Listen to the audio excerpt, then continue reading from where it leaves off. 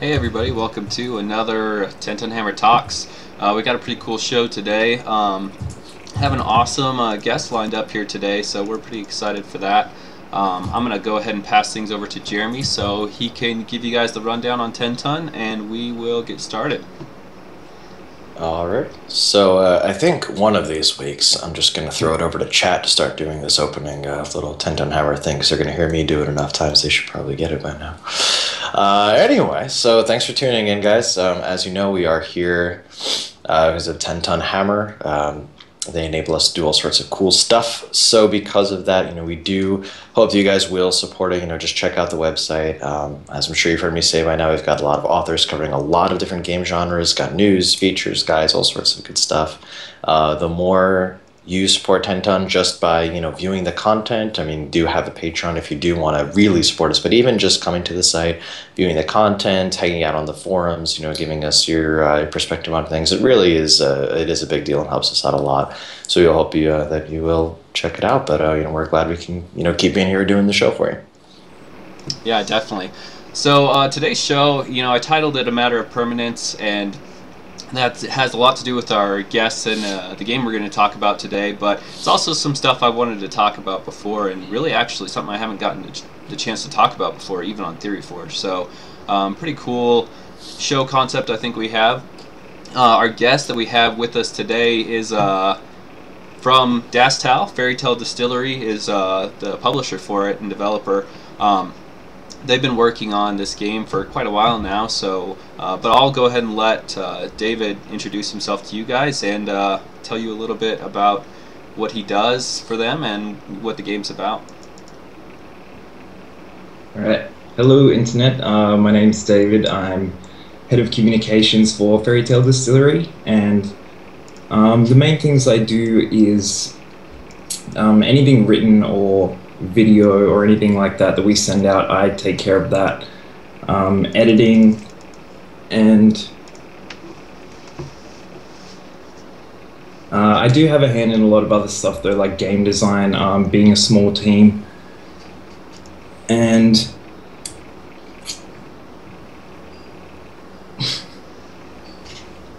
sorry. Oh, it's alright. Yeah, so Dastal, can you talk a little bit about what type of game, maybe for people that aren't familiar at all with what type of game it is, can you tell them what type of game it is and maybe what type of genre you guys are looking to satisfy, what type of players you guys are looking to appeal to?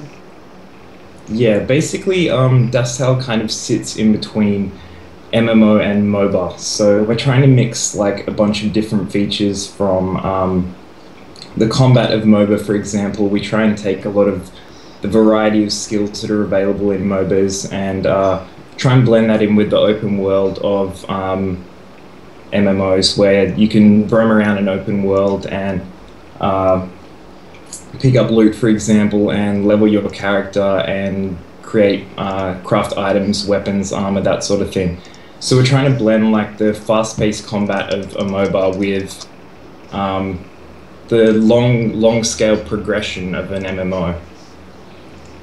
Yeah, that's always something that's kind of been interesting to me about the game, because it does blend two extremely different genres. So, yeah, I here on this show we talk a lot about both of these genres actually, with myself really focused on MMORPGs and Jeremy really in the world of esports and MOBAs. So we both have a lot of familiarity with them, and it's always interesting coming up with the show where, are we going to be leaning one way more or the other?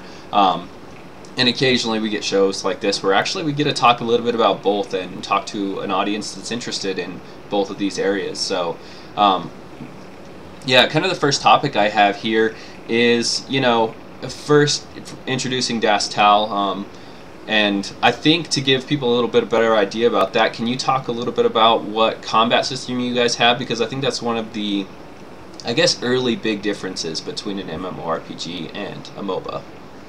Yeah, well, if people are familiar with the combat system of Smite, we have a really similar combat system to that, where using kind of like an aim before fire system, so you'll actually see an area on the ground where your ability is going to land, and I mean, obviously it's slightly different being that our game's top-down view and Smite's kind of like a third person, but that's the gist of it. Imagine it kind of like a MOBA, but rather than just hitting your abilities and then left-clicking your enemy, you have to actually aim where it's going to go on the ground, and everything's a skill shot, basically. That's the best way to put it. That's how we've put it in a lot of our marketing. And what else was I going to say? Yeah, that's the gist of it, though. The combat system is all focused around skill shots, aim everything, rather than everything being auto-targeted. Yeah, I mean, it makes sense because in a lot of MOBAs, like you'll see a mix, like I mentioned in Smite, I know everything is skill shot, there is no targeting system. And then you'll have a game like League of Legends, for example, where some are skill shots, some are targeted. So it's definitely, a different approach. I think people, have to get used to the idea that, I mean, the other thing too, as far as combat goes, that I found interesting, which you don't see present in those other games, is correct me if I'm wrong, but I believe I remember seeing in the video that there is friendly fire, correct? That you are able to hit your allies, and you have to be careful about your aiming because of that. Yeah, you can actually heal your enemies as well. So no ability differentiates targets between whether it's an enemy or an ally. Everything affects everyone. And I don't know whether you guys have played Bloodline Champions, but that's actually the game that we probably drew our inspiration most from for the combat system. That's what it would most be similar to. Yeah, I actually tinkered around with Bloodline Champions very early on when it kind of first came out a few years ago, but I never really got the chance to dive really into it. I think early on it had a lot of kind of latency, just some things with latency and stuff like that, at least on my end. So I wasn't able to really get to experience what it had to offer. And then I got caught up in League of Legends, and yeah, we all know where that goes. but yeah, so Dastal, another interesting thing too, I think, between major differences in MOBA and MMORPGs, obviously, is the world, elements of the world, progression. For Dastal, can you talk? What are your guys' thoughts on progression, and what kind of things did you guys want to have in there? Because when you look at other MOBA games out there, there are progression elements to them, and they're typically outside of the game world. But can you talk about what Dastal is trying to do, and what things you guys have outside of the in-game instance, and things that are happening in the permanent space? Yeah, well, probably the key difference between Dastal and both MOBAs and MMOs is the game length itself. Games like MOBAs or RTSs run for, an hour, give or take, however long, 15 minutes or whatever. And MMOs obviously run completely persistently for the most part, aside from server shutdowns and that sort of thing.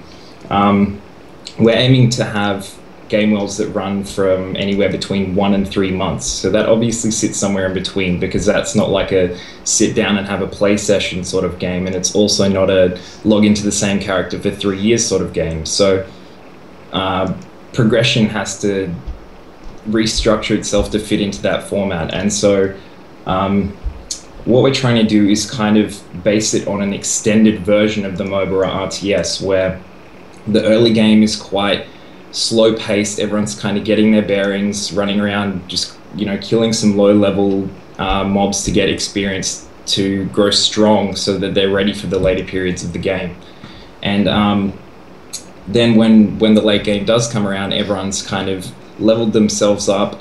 They've chosen the items and abilities that suit their build, and then they take those out into combat and try and win the game. And that's probably the primary difference between a normal MMO and Dastal, is that the progression leads to an end in Dastal, whereas MMO, it's just the next dungeon that gets released in a patch or something like that. Dastal, you're actually building your character to win the game, and it's going to end, and then you go into a new game of Dastal. And as far as what players can do to progress in the game world, that's based around the pretty standard set of features like item crafting and skill, like ability leveling. Although we do handle that kind of differently. I don't know whether I'll go into that right now though, because I could probably talk a little while on both of those. Might touch on them later. Mm-hmm. Yeah. Did you have anything, Jeremy, you wanted to ask about what Yeah, Dastel actually, is? Any so questions you still have? you mentioned, the early game, the late game. So approximately, what kind of time frame would you expect in an average game? How long would the early game last for? How long are players, going before they're hitting that late game point where they want to try to, venture out and claim victory?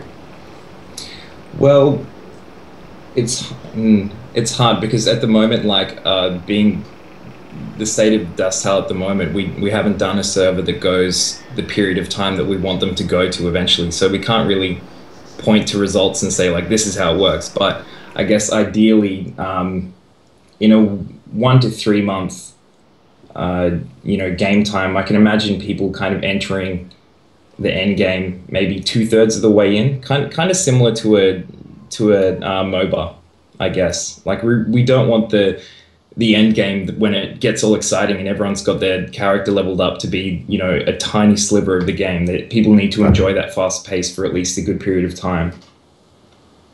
Okay, that makes sense. Yeah, I have been kind of really intrigued by Dastal, where it sits between the two genres. It's always been interesting to me. Last episode on Tenton Hammer Talks, we were talking about franchise games, and we had mentioned Sword Coast Legends being a game that's kind of in between two genres, and really, has some concerns because of, when you're aiming in between two genres like that, sometimes it is difficult to answer both audiences or maybe draw from both audiences. Sometimes you get, to the situation where what people love about one genre, they can't find in it, and what people love about the other, there's maybe some restrictions on it. So Dastel interests me because it's also in that same position. It's in the middle, and you guys are trying to appeal to people that like, persistent game world and stuff, and then also the people that are into the action and the competitive environment and the actual conclusion that you can have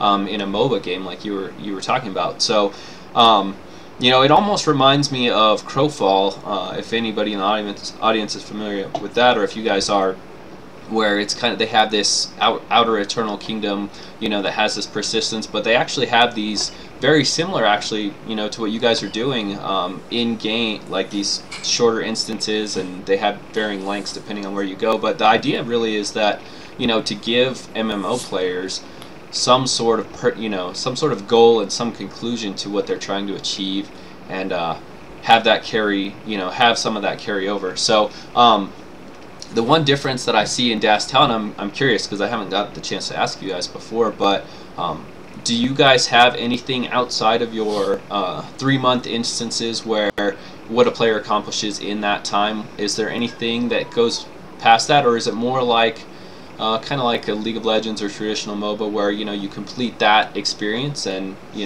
what comes out of that is maybe a ladder ranking, but nothing that actually might carry on the metagame?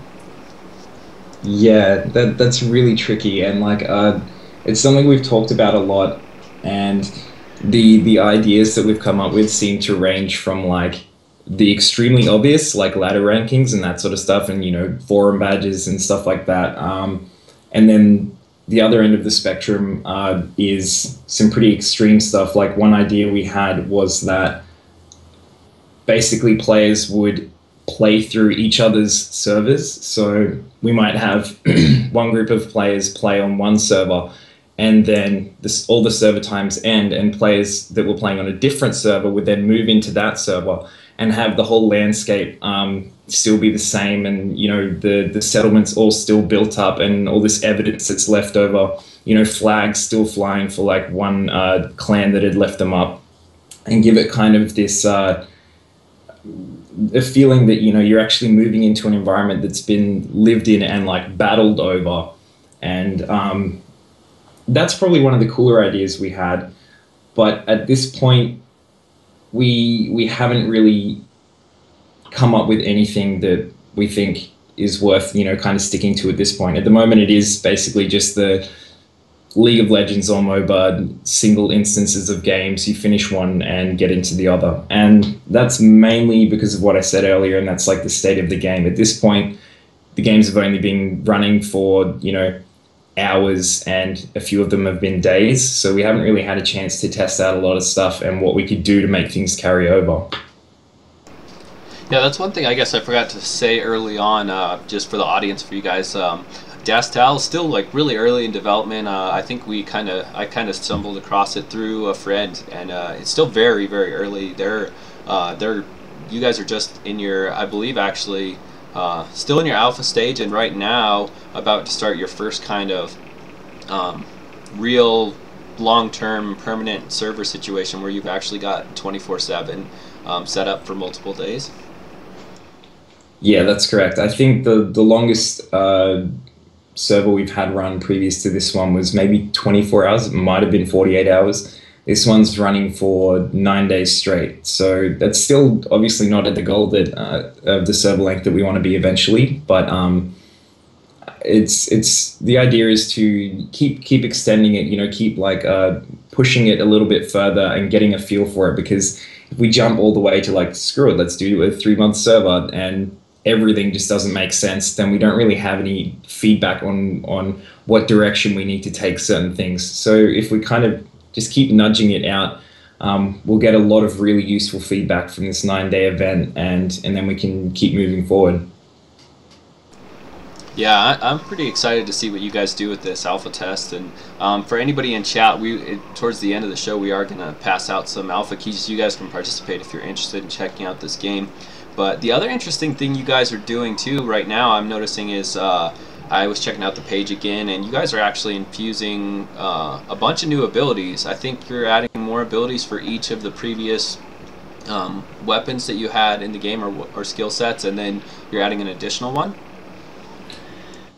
Yes, we're like working on both one new armor and one new weapon, but all of the existing armors and weapons have basically doubled their abilities, not counting a few that had already been added. But each item used to have 4 abilities, and now they have 8. So that brings us to a total of 7 items with 8 abilities each, with 2 more items on the way. So it's starting to get to the expansive ability set of like a MOBA. It's still not quite that high, but it's getting there. Yeah, I always thought one of the interesting things that you guys had going on was your ability, instead of having sort of kind of typical of a lot of the other MOBAs out there, League of Legends, Smite, instead of having all of your abilities tied to a specific hero or champion kit, you actually have allow for people to create their own character, and then the way they pair their particular armor choice or their particular weapon is how they get their varying abilities. So you kind of get some variance in build that way. I did see you guys have just a few armors. What is your guys' kind of hope or goal for how many different item sets you're going to have with all the different ability sets? I'll currently look it up because it's changed a couple of times, but I think the total is, let's see. We're going to have 8 of each, so 8 armors and 8 weapons. And obviously we don't have that at the moment, but what you were talking about with pairing them up, yeah, abilities are attached to each weapon and armor, and you get 5 abilities from each at the start point, so giving you a total ability set of 10. And like it's kind of reminiscent of Guild Wars a little bit with the abilities that come from weapons, but we take it like a little bit further, because any character can equip any weapon or any armor. They just need to go and train. So it's a good way to give a lot more versatility to the player. And one of the reasons we do that is we don't want people to just create 8 different alts, and like, this is my healer and this is my melee character and this is my ranger. We kind of want to encourage people to have a single character and then try and develop that single character in a lot of different directions. And you know, they might come into their settlement when they log in with their clan and be like, all right, what are we doing today? We're going to raid this other settlement. What do I want to equip myself with? And they'll go to their storage and get out a particular armor and weapon, and then go to the dojo and train in that weapon and armor so that they can equip it and their abilities. And then they'll take that out and, you know, battle with whatever, come back and then go do a completely different task and change their weapon and armor completely, all on the one character. So we're really looking to have them be more attached to the character themselves rather than, say, like some sort of class archetype, given that flexibility. Yeah, exactly. Yeah. We don't want people to, you know, be at the login screen having never played the game and be like, what do I like? I kind of like bows, you know, and then that's their character for the next 3 months. They don't really get much say. And a couple of games, you know, you'll be a ranger and you can use a bow, or it might be a crossbow, or it might be throwing daggers, but it's all essentially the same thing. Like, you're just like getting a ranged weapon. Whereas this, you can completely change from a bow to a scythe to a staff or something like that. And I might as well flow on to one thing that kind of does enable us to do, and that's mess around with abilities that aren't really typical of what people expect when they look at certain items. So, for example, we've got an ability on the bow that shoots an arrow that like is attached to a rope that pulls the target into the player. And we've had like a couple of people say, why would you want that on a bow? You know, you're a ranged character. Why would you want to pull someone closer to you? And the answer to that is, I don't know, figure it out. Like, there's a bunch of different armors that you can use with that weapon. You know, people are grabbing the bow and then putting on the leather armor because that's what they used to. They used to, you know, a leather and bow ranger. Why do that? Grab the splint mail, grab a robe, and, you know, with some AoE that comes, you know, some AoE abilities that you can mix it up however you want. Right, yeah. So it really just allows for more flexibility there than I guess people are used to in, you know, the class system, I suppose. That's kind of the aim of it all. It's all about like customization and specialization.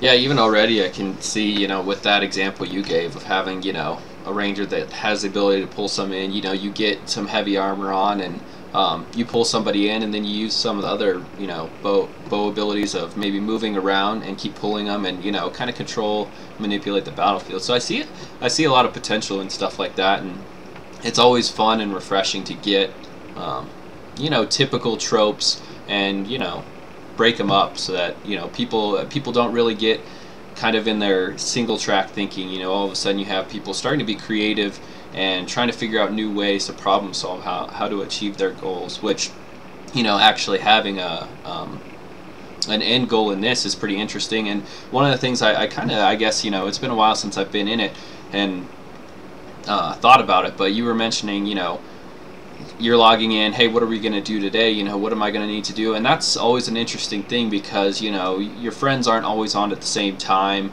You know, you might not have the same group of people. You may need to adjust and do things differently. And the cool thing, though, is instead of just, you know, your typical MOBA experience where you're going to, you know, group up with whatever friends are available and, you know, play kind of the same experience, you know, you've actually got some type of persistent challenge, you know, an overall victory. And so what you're going to be doing every day might be a little bit different, and who you have available will be different. So that's kind of an interesting element of Dastal that, like I said, I see parallels in Crowfall, which is actually a totally different type of game, but there are some things you guys are doing similarly, and it interests me kind of how you guys are attacking that, because it is something that people haven't really done before, you know, combining this persistent experience to a lot of the fun you get in a MOBA, you know, the strategy elements and conclusion you get in a MOBA.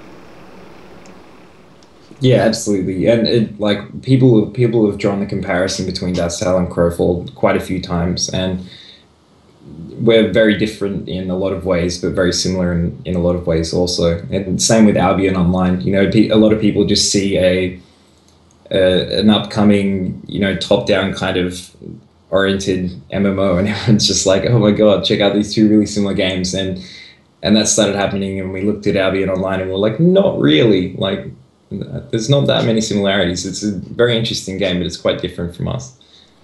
But Yeah, yeah, regarding... Oh, go ahead. I was just mentioning what you said about going out into the world and finding different things to do. Just reminded me of creating. I like playing a healer a lot of the time if I'm playing like a stock standard MMO, and just creating that healer with your friend and then playing like those first 3 hours and being like, this is awesome, and then logging in the next time and they're not there, and just what do? You can't exactly go out and like grind away. It's not that much fun. Yeah, totally. But yeah. So we have a question the audience fielded here from Sailkite. He's asking, how much time investment do you estimate it would take to reach a competence in the end game in terms of game time? So kind of back to that 3-month frame. When are you expecting to kind of reach viability in that area? And then aside from differences in pure practice, what effects would more or less playtime have to individuals who share a desire to play in the end game? So, right, yeah, go ahead. I'll touch on that first question. It's complicated. The reaching competence is the entire time. Basically, all characters are going to be competent. There's a lot of different things I have to explain. Characters in Dust Hell are kind of all equal at all times, in a way. Damage and things like that and HP don't just increase every time you get a character level. So if one character is level 2 and another character is level 8 and they come across each other, the level 8 character isn't just going to two-shot the level 2 and be like, that was the easiest thing I've ever done. If the level 2 character is legitimately a better player, they're probably going to beat the level 8 player, because all leveling does is open up options for your item crafting and your ability leveling. So the higher level character will have more versatility in what they can build and their abilities, but it doesn't really make them more competent or viable or anything like that. Yeah, that's about the best I could. Did that answer the question? Ask him if you... I could be mistaken, but the way I read it, and Selka, please correct me if I'm wrong, I think it's asking more of an individual player level. Like, let's say I've been playing Dust Hell for a year, or whatever. How long does it take me as a person, as a player of the game to, really start, being able to show, like as you said, that I'm a better player, that, if I am okay, I below, understand. that I'd be Right, able to use that. I guess that's kind of hard to say, because I mean, even the people who have been testing with us for a really long time have only spent 60, 70, 80 hours in the game. The tests have all been quite short. Having said that, there is a couple of players who definitely show a lot of flair for it, probably because of the past they've had in other PvP games. But I would say if you're familiar with other PvP games, in particular action combat ones, you'll probably get the gist of it really quickly. And the biggest challenge will be learning the range of abilities and learning to visually pick, what a character is wearing and what abilities they have, which is pretty similar to MOBAs, for example. If you've played Dota, you're probably going to go to League of Legends and understand the mechanics pretty well, but if you see a character running at you, you're not going to know what abilities they have or anything like that. So it's just, yeah, and in that respect, I would say maybe 1 or 2 full servers of a couple of months, and then I would say you could probably feel pretty confident that you knew what you were doing with the game. Yeah, it seems interesting to me. I like the idea that you guys are going to have more of a limited...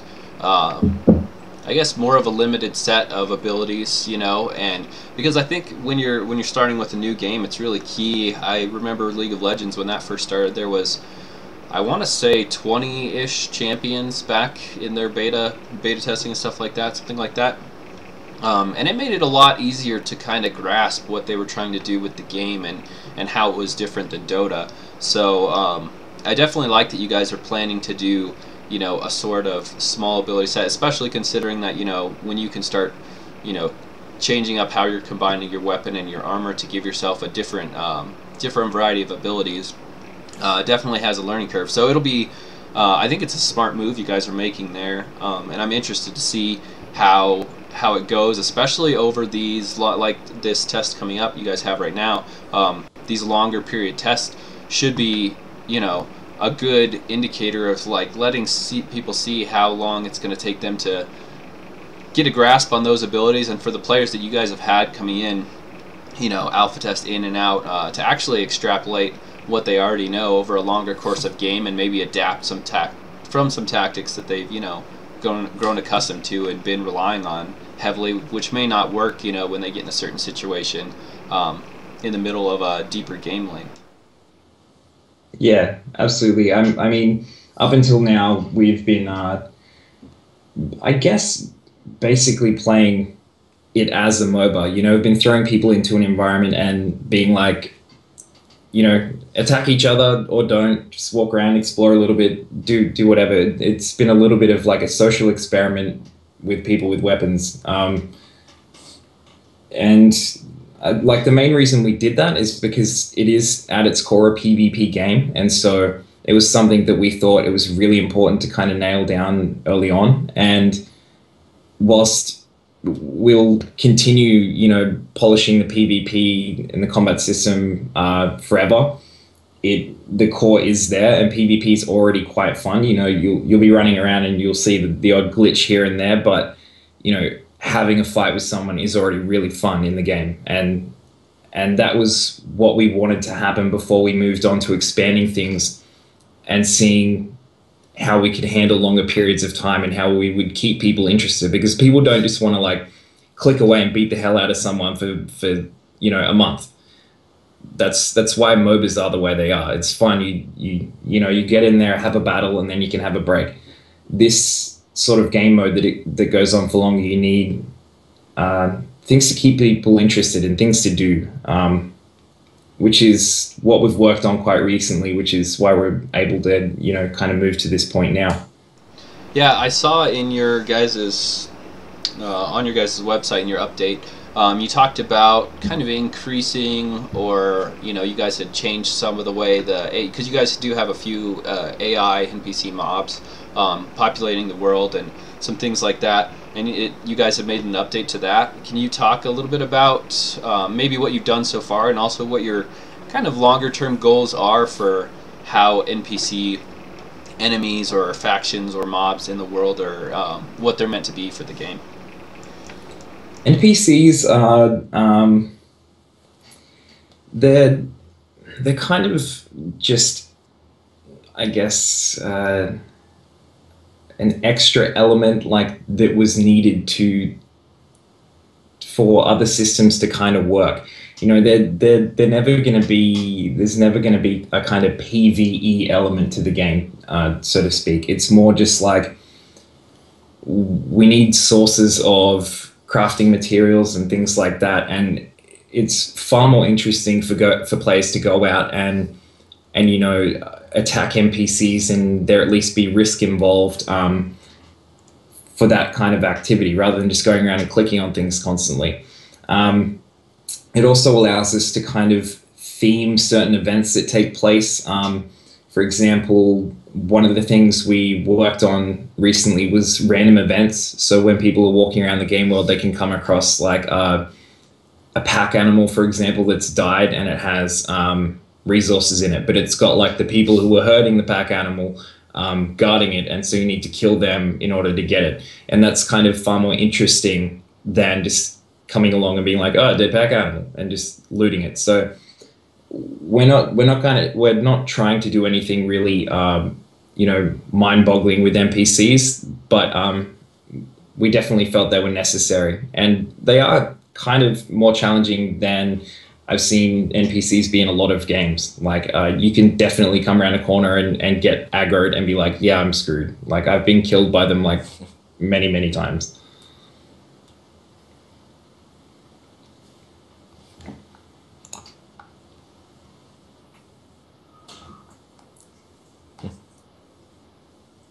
That's all right.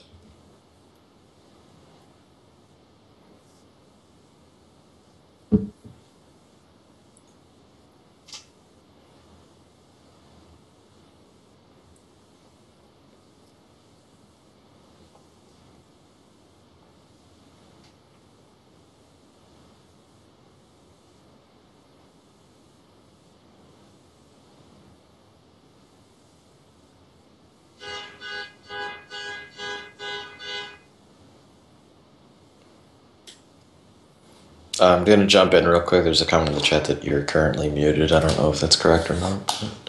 Oh yeah, sorry about that. I've been trying. My wife was putting the babies to sleep upstairs, and it was really loud, so I was trying to mute my mic. Made a mistake there. So yeah, what I was saying. Just start over with that. Yeah. Topic. So basically, kind of the final big topic that I had here that I wanted to get into was permanence, and I kind of wanted to look, kind of explore some details of what Dastal wants to do for embracing, the MMORPG kind of feel in a sense. I know you guys have the ability to create a character. I'm sure a question a lot of people might have is, you have your one character and you're able to do a lot of different things with it. What plans do you guys have for character customization outside of just combat abilities? Is there any plans you guys have for that yet?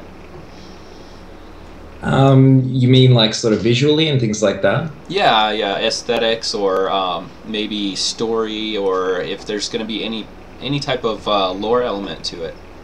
Yeah, well, like lore is kind of 90% my jam when it comes to like the rest of the team. Like I would say a few of them aren't really hugely interested in it, but I'm like really interested in writing a lot of lore. Every event that we've done, I've kind of done a little bit of a write-up just to support it and help explain, primarily why players are where they are and what's happening to them, why they are in this situation when they enter the game, rather than just being like, all right, I'm this dude in a desert and I've got leather armor on, and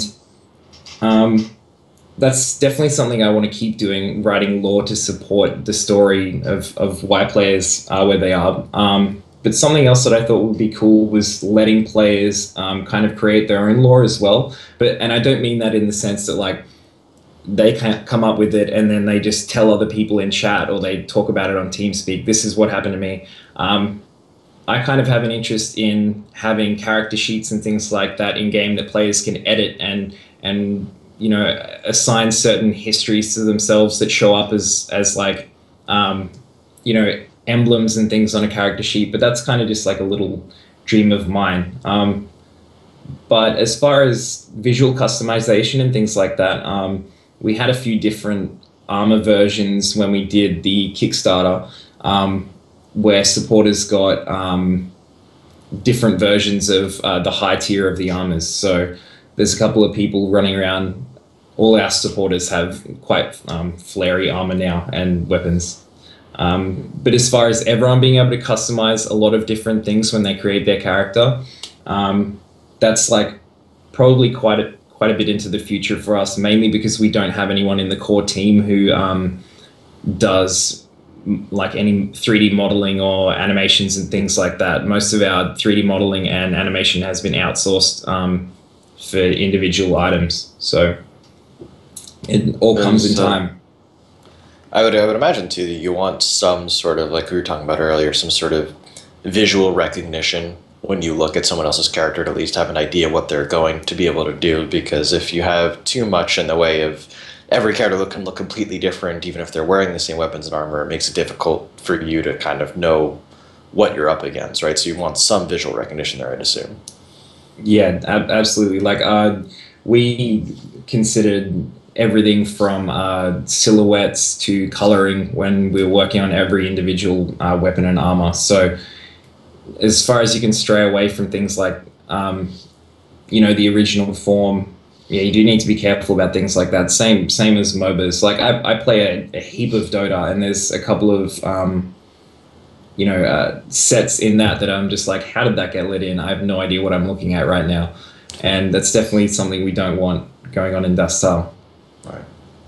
Yeah, there are some MOBAs that I've seen do it well, and they just have really good animations where, regardless of what skin a person's wearing, you're gonna know. But there are other ones that it kind of gets a little wild sometimes, and you really are at a loss as to what champion that might be until they're already in your face, kind of wrecking you. So yeah, that was one thing that I wanted to kind of ask, just because I was curious about from the MMORPG side. But another element of that too, well, not specifically of that, but of MMORPGs, you guys have so far, at least in the test that I've been in, you guys were in the desert environment, and I know I saw you guys are adding another basically zone or another environment type. Can you talk a little bit about that and how many environment types you're planning and what size of the world you guys are kind of hoping to achieve for your 3-month-long games? Yeah, sure. Well, the new, like, we're most of the time calling it biome, but yeah, environment, whatever. Like, the new area is kind of a cold, mountainous area with a lot of green and gray, and there's a lot of blue frozen lakes as well. And the reason we did that is, as like you said, it's been purely desert for a long time now. I think even one press release that we sent out, the writer titled it this press release brought to you by the color tan, and we're like, maybe it's time to add a little bit more color to the game. So we moved this one along now that we are moving along a fair bit. We've got this 9-day event. We're slowly stepping towards a full-length server, so we definitely need to start adding these aesthetic things. And as far as how many we plan eventually, I mean, we might just keep going as long as we come up with ideas. But currently we have a swampland set for after the mountain biome, which is going to be like very toxic kind of theme, like a lot of kind of dirty yellows and things like that. And there's another one that we've talked about, but that doesn't have any like art or anything done for it yet. We've got a lot of concept art for the swampland kicking around, and on our website there's some imagery of the mountain zone that's already been added. I've been working on that for like the last 2 months or so. Yeah, one thing that I've really appreciated about Dastal, being from a smaller studio and, having to deal with the issues of having a much smaller budget, I thought you guys have done a good job, with the art in your world, making it aesthetically pleasing for essentially being kind of that 2D feeling, in a 3D world, but the isometric. It kind of reminds me a bit of Ultima Online setup, but with really a lot of attention paid to how things are, how the stuff is drawn, and the color schemes and stuff. It's really well done. So that was something I've always been interested in. I'm really hope you guys really carry that forward and do more biomes, come up with more ideas and expand the world. But the other element I wanted to ask too, the other half of that question was, in players that are going to be in this 3-month-long game session, what size of world or play space are they going to be competing over? And what, I guess, I don't really know how better way to ask it, but how big of an area, how big is the playground going to be for them? Yeah, sorry, I forgot to touch on that. Well, currently we have, I guess, when we talk about it, we just call them squares. So we have like 4 squares at the moment, and the 5th one that we've just added is the mountain biome.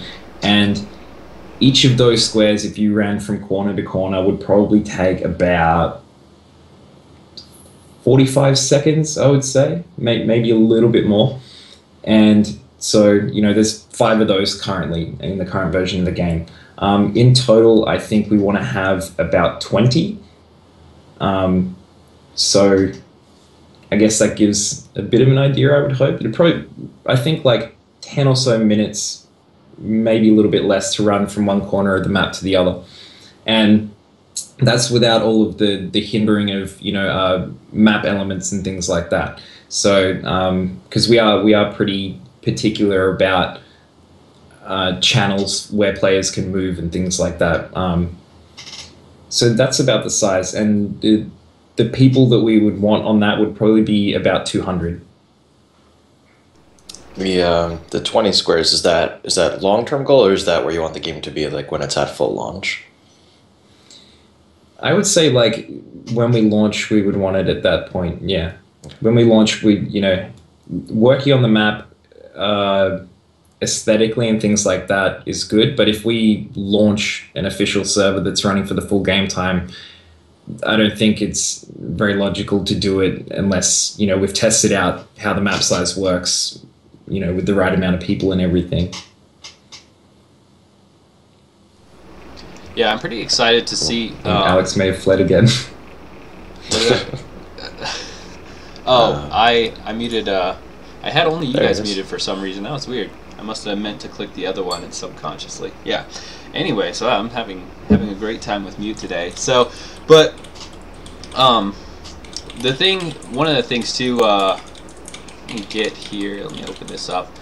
So your guys' alpha test is running for 200 hours. Is that right? So it's 9-something days, and you guys are going to be testing this new biome area. Kind of, you guys have some new map orientation set up for that too. It's kind of like new choke points, new area. Do you guys have any new, what is it? I'm trying to think of objectives specific to that place, or do you have some of the map itself is kind of the reason we added the new biome was kind of what I was saying before. It was just getting a bit like, it's about that time, isn't it? We've been on this orange map for like quite a while, and we've talked about how we want to add these biomes. So let's do that and push it in with this next build of the game.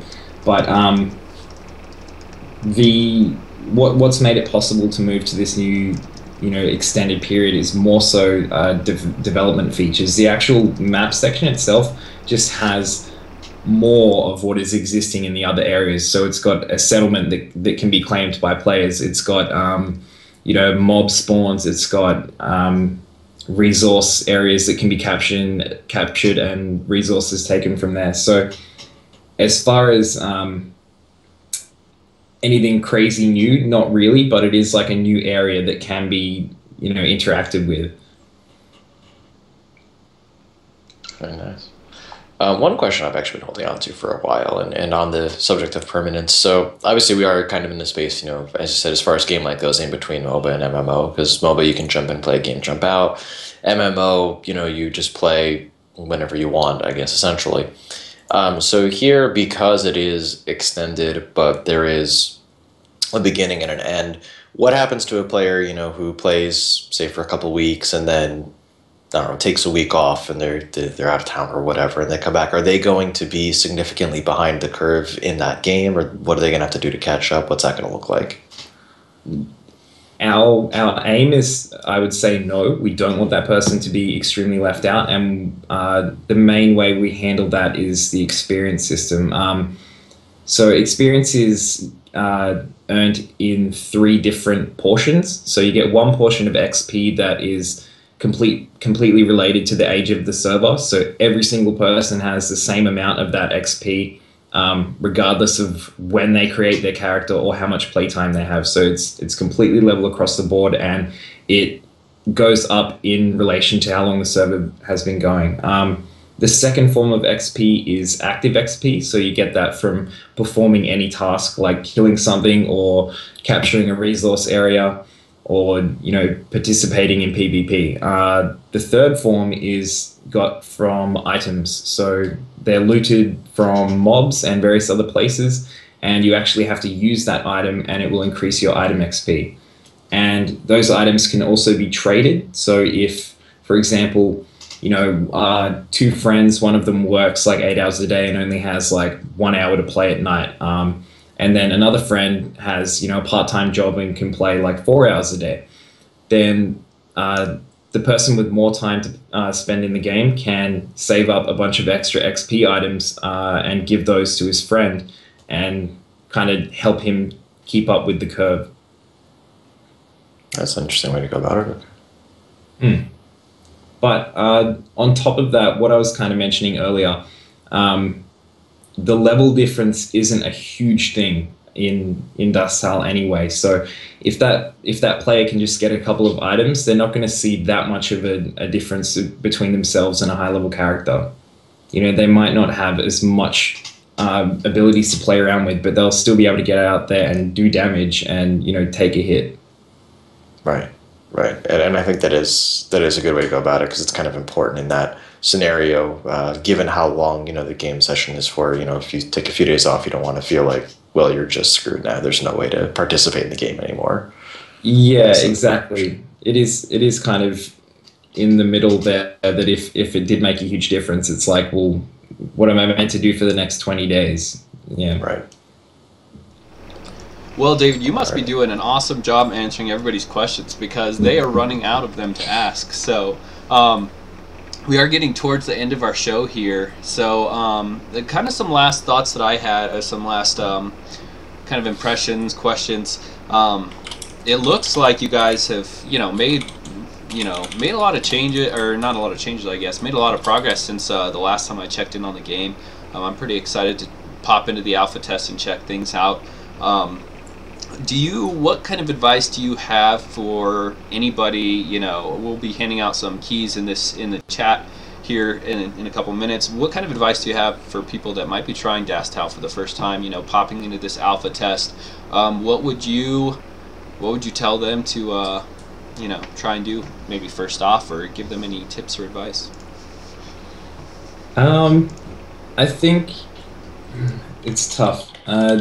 I just created a bunch of new stuff that actually just went live today, which was like a your first steps in the valley video, and we're working on a curse as well, just because people do get a little bit confused when they first jump into a game, and especially an alpha game, there's not a lot of hand-holding going on. But like a lot of other PvP MMOs, the best thing that you can do is just keep exploring and definitely try and interact with other players. Like the entire purpose of playing a game that you play with other people online is to interact with other people in whatever way that is. And whether you go out and look for fights with other people, or whether you just want to team up with other people, or even just chat, I think that's definitely the best thing that you can do to make the most of the game. And we try and encourage that in a few different ways. But yeah, that would definitely be my advice. Team up with other people and just get out there and interact with everyone. Awesome. Yeah, I'm looking forward to popping in later and checking it out. I want to thank you for coming on. Obviously, just short notice, and we're glad that you were able to come on and kind of update us. I've been covering it on Tentum Hammer in the past, before I was gone for a while. So thanks for updating us and telling us where the state of the game is at now. Of course, for anybody that is more interested to learn more about the game, you could go check it out at dastalgame.com. I'll drop a link in the chat so that you can go there and find out more information. For those of you guys who came today to participate in the discussion and showed up and tuned in and hung out with us, I'm going to be sending out a couple keys to each of you so that you can bring a friend with you and have somebody to play with while you check out what this game is all about, and hopefully have a good time. So, but yeah, thanks, David. Appreciate it. Thanks for taking the time. I know you're across the pond there, aren't you? I believe Australia, isn't it? Yeah. So what time Yes, is it there it for is. you right now? It's like 10 to 6. Oh wow. All right, nice early morning. Yeah, it's good. All right, well, we appreciate you taking the time out and adjusting your schedule for that. So, thanks so much. Thank you for having me. It was good fun. Yeah, definitely. For everybody else, you guys know what we do here every Friday, same time, 3 p.m. Eastern, I believe, is when we kick this off every week. If you didn't get to see this live, maybe you're looking at it on Twitch replay or something, we do have a YouTube channel that has all of our replays. Might be easier viewing there, so you can check it out there. But always, if you can participate live, come join in, drop questions for us and our guests, and hopefully get to answer those and learn some more stuff and engage in a pretty cool community. So thanks for that. We appreciate that, and I'll pass it to Jeremy. I'm sure I always do forget something at the end of this, so Jeremy, he is my excellent backup that remembers all I forget. So go ahead, Jeremy. And yeah, you did better this week. Actually, I'm proud of you. oh, nice. So yeah, you got the time and the days and where to check out the replays. You actually did quite good. So yeah, just kind of as I mentioned at the top of the show, just make sure to check out tentonhammer.com. We will actually post all replays there as well. But yeah, just keep viewing that content. Come check everything out that we do, and so we can keep doing this show each week and keep bringing you guys some cool stuff. Yeah, as for content next week, I think I've got one more column I'm gonna hit this week and do the Revival developer blog at the end. But I did post a pretty cool thing on the Forgotten Realms for people who are fans of fantasy fiction. So go check that out. Give me some love there. Drop comments. I do wish people would leave more comments on the 10 Ton Hammer articles. It's always great to engage with you guys on our written content. So be sure to do that if you haven't done it. If you have time. And we also have the forums there too that just went live again recently, so check those out. But thanks you guys so much for coming, and again, thanks David. Did you have any last thoughts or things you wanted to say, information you wanted to share with people to help them find Dastau?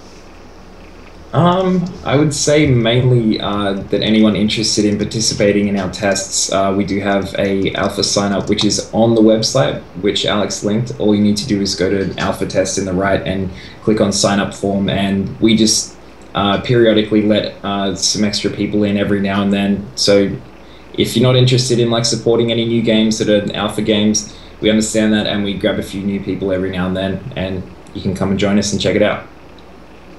Awesome. All right, thanks so much. We will see you guys same time next week. Take it easy. Thanks, guys.